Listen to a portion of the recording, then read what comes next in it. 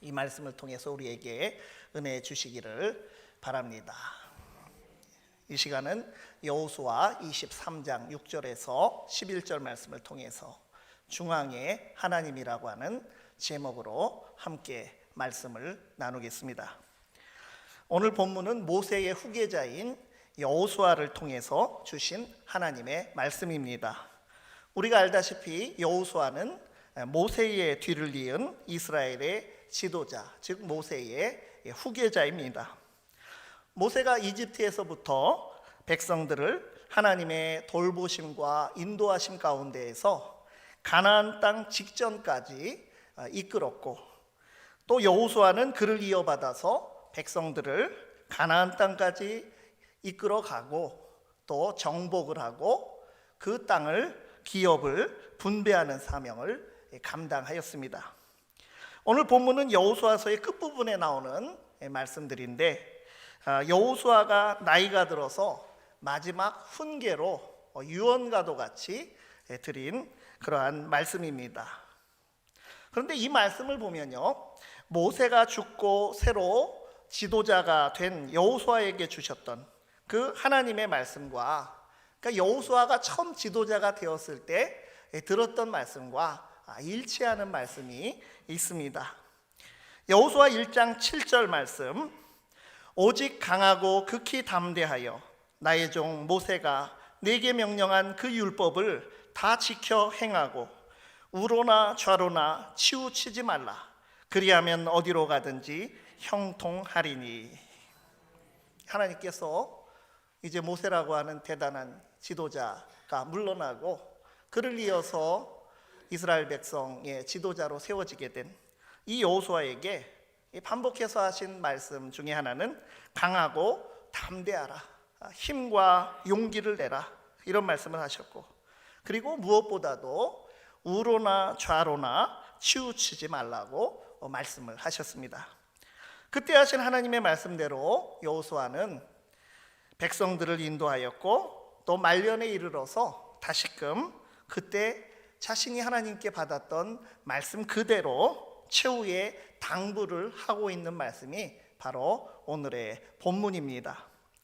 여호수아서는 우로나 좌로나 치우치지 말라는 것, 즉 중심을 잘 잡고 또 균형을 잘 잡으라고 하는 말씀으로 시작을 하고 또 끝을 맺고 있는 것입니다. 중심을 잘 잡지 못하면 길에서 벗어나게 될 것이고, 또 균형을 잘 잡지 못하면 좌로든 우로든 무너지고 쓰러질 수밖에 없습니다. 이 교훈을 따라서 여호수아는 한평생 중심에 서서 흔들리지 않고 또 치우치지 않고 그의 백성들을 잘 인도할 수 있었습니다. 우리의 신앙생활도 마찬가지로 중심을 잘 잡아야 합니다. 어떤 중심을 잘 잡는 것입니까? 말년에 여호수아를 사용하시어 오늘날 하나님의 백성으로 살아가는 우리에게 주시는 오늘의 말씀은 무엇입니까? 첫째는 섬기지 말 것, 그 우상을 섬기지 말아야 합니다. 7절 말씀에 너희 중에 남아있는 이 민족 중에 들어가지 말라. 그들의 신들의 이름을 부르지 말라. 그것들을 가리켜 맹세하지 말라. 또 그것을 섬겨서 그것들에게 절하지 말라. 가지 말라, 부르지 말라, 맹세하지 말라, 섬기지 말라, 절하지 말라. 반복적이고 자세하게 잘못된 길로 가지 말라고 경고하고 있습니다. 아주 적극적으로 지금 말리고 있는 것입니다.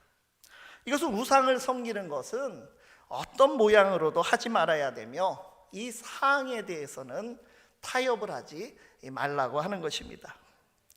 열왕기상 11장 말씀을 읽어보면 솔로몬 왕의 말년, 그때 나라가 기울어 가게 된 원인이 바로 우상 숭배에 있었음을 분명히 성경이 기록해서 우리에게 전해주고 있습니다. 열왕기상 11장 1절 말씀에 솔로몬 왕이 바로의 딸 외에 이방의 많은 여인을 사랑하였으니 곧 모압과 암몬과 에돔과 시돈과 헷 여인이라. 여기 1절에 나온 이 말씀에 나온 나라들 외에도 솔로몬이 외교적으로 많은 나라들과 혼인 관계를 맺어서 많은 후궁들을 두었는데, 그들이 다 자기 나라에 자기들이 섬긴다고 하는 그 신들의 우상을 가져와서 그 왕궁에까지 와서 섬기게 되었던 것입니다. 그러니까 하나님의 백성이 하나님을 잘 섬기는 것이 당연한 일인데도 궁에서 거주하고 왕과 독대할 수 있는 이런 영향력 있는 인물들이 섬기지 말아야 할 그러한 우상들을 섬기니까 나라에 이러한 종교 행위가 쉽게 허용되고 성행하게 되고 하나님으로부터 멀어지고, 그것이 원인이 되어 이제 솔로몬이 사후에 왕국이 분열되기까지 이르게 된 것입니다. 솔로몬은 우리가 알다시피 하나님의 집인 성전을 건축하였지만 진정 하나님을 마음 중심에 모시기를 소홀히 하기에 이른 것입니다. 그는 1,000번제를 드리며 하나님께 듣는 마음을 주십시오 간구하면서 하나님의 뜻을 듣고 순종하며 하나님의 지혜로 살아가며 하나님을 삶의 중앙에 모시고 살기를 원하였고, 그 기도가 응답받아서 부귀영화까지도 하나님께서 주셨지만 결과적으로 점점 하나님을 그의 삶의 중심에서 밀어내고 있었던 것입니다. 지도자인 그가 하나님의 뜻을 물으며 하나님을 섬기는 그러한 기본을 망각하고 우상 숭배를 방관하고 인간적 지혜에만 의존함으로써 나라 전체를 어렵게 만들어 갔던 것입니다. 요한일서 5장 21절에서 자녀들아 너희 자신을 지켜 우상에게서 멀리하라고 하였습니다. 오늘날 우리 마음에 만들어진 우상은 무엇입니까? 내가 하나님보다 더 소중히 여기고 또 그것들로 인해서 하나님 섬기기를 소홀히 한다면 그것이 오늘날 나의 우상으로 나의 중심에 자리 잡고 있는 것입니다. 그것이 나의 어쩌면 취미일 수도 있고 또 명예일 수도 있고 그것이 돈일 수도 있고 어떤 사람일 수도 있습니다. 하나님을 변두리에 두고 다른 어떤 것이 중앙을 차지하고 있는 것이 있다면 과감히 내려놓고 다시 우리 삶의 질서를 잡고 자리를 바로 잡아야 하겠습니다. 하나님을 우리 마음 중앙에 모실 수 있기를 바랍니다. 두 번째로 하나님을 가까이 해야 합니다. 8절 말씀, 오직 너희의 하나님 여호와께 가까이 하기를 오늘까지 행한 것 같이 하라. 이전에 우리가 보던 개역 성경에는 하나님께 가까이 하기를, 이 말씀이 하나님과 친근히 하기를 이렇게 번역되어 있었습니다. 하나님의 자녀인 우리들이 하나님과 친밀하고 가까운 관계가 되기를 바랍니다. 여호수아 이전의 지도자가 모세였다고 했습니다. 그 모세는 하나님과 단독으로 만나는 사람이었습니다. 모세가 하나님과 독대하는 장면이 성경에 많이 기록이 되어 있는데 가장 인상 깊게 묘사한 말씀이 출애굽기 33장 11절 말씀입니다. 사람이 자기의 친구와 이야기함같이 여호와께서는 모세와 대면하여 말씀하시며, 모세는 진으로 돌아오나 눈의 아들 젊은 수종자 여호수아는 회막을 떠나지 아니하니라. 상반절이 중요합니다. 하나님과 모세가 친구와 대면하여 대화하는 것처럼 이야기를 나누었다고 기록하고 있습니다. 직전에 무슨 일이 있었니? 32장에는 엄청난 사건이 발생했습니다. 아론과 백성들이 금송아지 신상을 만드는 큰 잘못을 저질렀는데도 하나님과 모세가 지금 친한 친구처럼 대화할 수 있었습니다. 얼마나 모세가 하나님과 가까이 했길래 백성들은 멸망을 면하고 그 큰 죄를 저지르고도 모세가 하나님과 가까운 사이로서 하나님께 간절히 간구하고 대화하였을 때 그러한 위기 가운데 있던 하나님과의 관계도 회복되게 되었던 것입니다. 이사야 41장 8절 말씀을 보면 하나님께서 이스라엘 백성들을 향해서 이런 말씀을 하셨습니다. 그러나 나의 종 너 이스라엘아, 내가 택한 야곱아, 나의 벗 아브라함의 자손아. 나의 벗이 지금 아브라함에 붙은 게 아니고 아브라함의 자손에 붙은 것입니다. 이스라엘, 야곱, 아브라함의 자손, 하나님의 백성을 지칭하는 것인데 뭐라고 불렀습니까? 하나님의 백성은 하나님을 주인으로 섬기는 종이고 하나님의 택함을 받은 자들이고 또 하나님의 벗이 되는 것입니다. 우리가 가까운 사이를 친구라고 하고 벗이라고 부르는 것입니다. 우리는 하나님이 없으면 살 수 없는 그러한 관계입니다. 하나님과 나 사이는 간격이 벌어지거나 거리가 멀어지거나 그 사이에 어떤 장애물이 가로막히는 어떤 제한이 있어서는 안 되는 것입니다. 예루살렘 초대교회가 안디옥 교회의 소문을 들었습니다. 최초의 선교 프로그램을 교회가 가동을 하고 좋은 소문을 듣게 되었을 때 바나바를 안디옥 교회에 파송을 했는데 바나바가 안디옥 교회를 보니까 참 흐뭇하고 기뻐서 지금처럼 잘하라 하면서 권면을 하였는데 사도행전 11장 23절 말씀입니다. 그가 이르러 하나님의 은혜를 보고 기뻐하여 모든 사람에게 굳건한 마음으로 주와 함께 머물러 있으라 권하니. 이 말씀이 이전 개역 성경에는요 주께 붙어 있으라 권하니 이렇게 돼 있었습니다.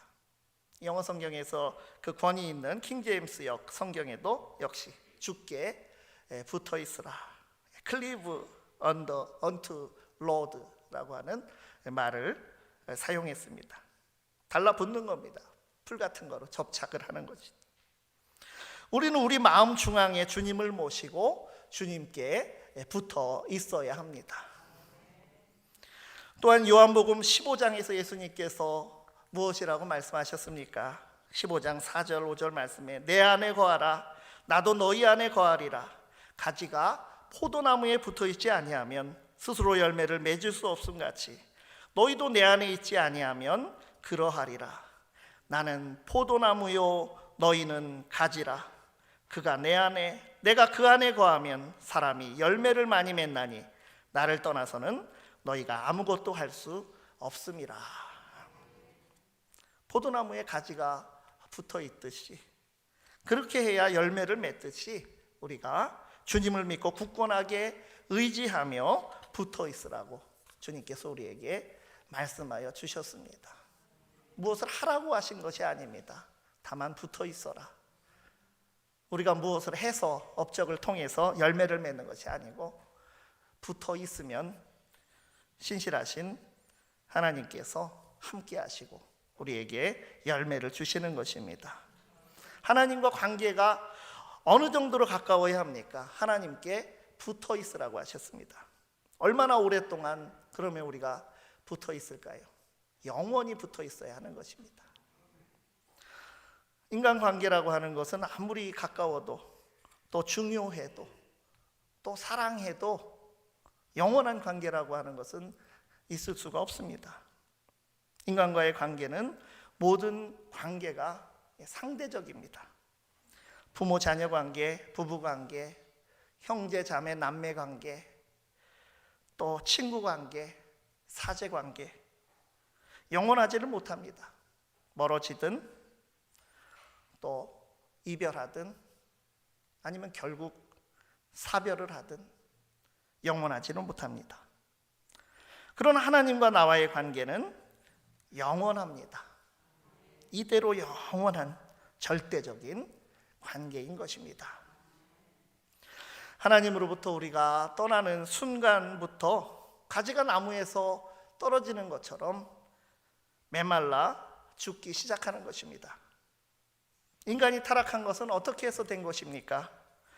하나님과 함께 살도록 하나님의 형상으로 우리를 창조하시고 하나님과 함께 교제할 때에 그것이 바로 가장 적합하고 그것이 행복하고 그것이 좋은, 그리고 하나님 친화적으로 우리를 다 창조해 놓으셨는데, 그렇게 디자인되어 창조된 인간이 하나님처럼 눈이 밝아진다고 하는 마귀의 말을 듣고 하나님처럼 되어서 독립하여 살겠다고 한 것이 결국 뿌리 뽑힌 잡초처럼 된 것입니다. 땅에 뿌리를 박으면 나무라도 수백 년 살고 죽지 않지만 꺾어서 꽃병에 꽂은 꽃은 고작 일주일 정도 살 수 있을 것이고, 뿌리 뽑힌 잡초라고 한다면 금세 말라 죽을 수밖에 없습니다. 하나님을 떠나서 잠깐은 잘 먹고 잘 살지 몰라도 결코 영원할 수가 없습니다. 반드시 끝이 있는 것입니다. 하나님을 늘 가까이 하시기를 바랍니다. 세 번째로 하나님을 사랑해야 합니다. 11절 말씀에 그러므로 스스로 조심하여 너희의 하나님 여호와를 사랑하라. 왜 우리가 하나님을 사랑해야 합니까? 하나님께서 나를 먼저 사랑하여 주셨기 때문입니다. 하나님께서 나를 사랑하셔서 이 세상에 예수 그리스도를 보내셨고 십자가에 죽게 하심으로 우리의 죄를 사하여 주셨습니다. 우리는 이 큰 사랑의 빚을 진 자들이기 때문에 하나님을 사랑함이 마땅합니다. 지난 주간에 어버이 주일의 말씀을 전하며 내 부모를 공경하라, 이 5계명이 정말 특별하여서 하나님을 경외하듯이 참 그렇게 죽게 하듯이 이 모든 관계를 잘하라고 했습니다. 부모 사랑도 자녀 사랑도 이웃 사랑도, 그러나 하나님을 사랑하는 그 가장 근본적인 기초 위에서 해야 하는 것입니다. 그것을 넘어설 수는 없습니다. 그리스도인의 윤리의 기초, 이것은 신앙이라고 하는 것입니다. 우리가 무슨 일을 해도 하나님 중심, 성경 중심으로 해야 하는 것입니다. 우리가 하나님을 사랑하는 것은 우리 존재의 뿌리와도 같은 것입니다. 우리 삶의 가장 중앙에는 하나님이 계셔야 합니다. 내가 중요하게 생각하는 것, 그것이 무엇이든, 그것이 명예이고 돈이고 영향력이고 일이고, 그것이 다 필요한 것이지만 그것들은 예외 없이 상대적인 가치를 지니고 있는 것입니다.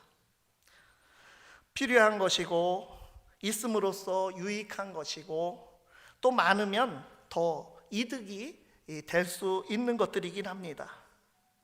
그러나 하나님을 사랑하는 것, 그것은 없어서는 안 되는 것, 절대 가치입니다. 하나님께는 우리의 생명의 문제가 달려 있는 것입니다. 물질, 명예, 권력, 일, 그런 상대적 가치들은 그것들이 필요한 것들이지만 우리에게서 어느 순간 사라져버릴 수 있는 것들입니다. 그러나 하나님께서는 영원히 사라지지 않는 영원하신 존재 그 자체이며 만유의 근원이 되는 분이십니다. 배신이라는 것도 없고 변덕도 없는 신실하신 하나님을 사랑해야 합니다. 나를 위해 십자가에 죽으시며 나를 살리기 위해 보혈의 피를 흘리신 성자 예수 그리스도의 사랑이 그 사랑을 확증하는 것입니다. 주님을 배반했던 그 베드로에게 주님께서 사랑하느냐고 물으셨습니다. 주님의 사랑을 배반하지 말고 그 사랑을 우리가 믿고 확신하며 주님을 깊이 사랑하기를 바랍니다. 우리가 하나님을 사랑하고 하나님을 가까이 하고 하나님을 우리 삶의 중앙에 모실 때 그 사랑 안에서 우리는 넉넉히 이기는 삶을 살 수 있음을 오늘 말씀 속의 여호수아는 그 백성들은 경험하였고 확신하고 있습니다. 오늘 9절 말씀 10절 말씀에 오늘까지 너희에게 맞선 자가 하나도 없었느니라. 너희 중 한 사람이 1000명을 쫓으리니 이는 너희 하나님 여호와 그가 너희에게 말씀하신 것 같이 너희를 위하여 싸우심이라. 하나님은 우리에게 승리를 주십니다. 한 사람이 1000명을 상대하고 쫓을 수 있다고 했습니다. 골리앗과 같이 거대한 세상의 도전에도 물맷돌을 든 다윗처럼 하나님께서 우리를 위해서 친히 싸우시기에 승리할 수 있습니다. 우리가 우로나 좌로나 치우치지 않으려면 하나님을 중앙에 모시고 하나님 중심으로 든든히 서야 합니다. 그리고 하나님을 가까이 의지하여 흔들림 없이 중심을 잘 잡아야 합니다. 중앙의 하나님이 우리를 위하여 싸우실 것입니다. 하나님 중심으로 세상의 중심이 되는 사람이 되고 공동체가 되기를 간절히 바랍니다. 기도하겠습니다. 하나님 아버지, 하나님의 큰 사랑으로서 죄종 되었던 삶에서 자유를 얻어 사는 저희들이 섬기지 말아야 할 것을 섬기며 또다시 종이 되어 있지 않은지 우리의 삶을 돌아봅니다. 우리 교회가, 우리 각 사람이 하나님께 가까이 하며 하나님을 사랑하며 우리 마음 중심에 하나님을 모시고 살아가는 진정한 승리의 삶을 살게 하옵소서. 예수 그리스도의 이름으로 기도드리옵나이다. 아멘.